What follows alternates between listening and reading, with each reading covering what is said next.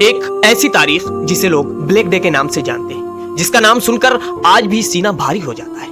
6 دسمبر 1992، ایک ایسا دن جو آہستہ آہستہ بالکل خاموشی سے لیکن خوفناک قدموں کے ساتھ قریب آ رہا تھا، اور کسی کو اندازہ تک نہ تھا کہ چند گھنٹوں بعد کیا ہونے والا ہے۔ صبح کی ہلکی دھند میں ایودھیا کا ماحول عام دنوں جیسا تھا، مگر فضا میں ایک انجانا سا دباؤ، ایک اندیکھا خوف تیر رہا تھا۔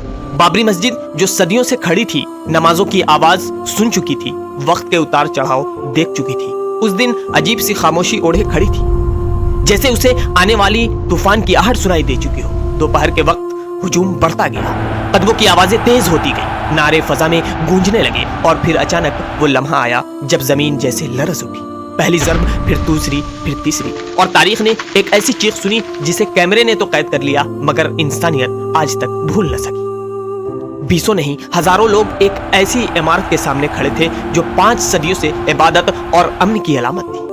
گرد و غبار کے بادل اٹھے، گنبد ٹوٹنے کی آواز آئی، اور صرف چند گھنٹوں میں بابری مسجد ملبے میں بدل گئی۔ اس دن نہ صرف ایک عمارت گری، ایک پورا ملک صدمے میں ڈوب گیا۔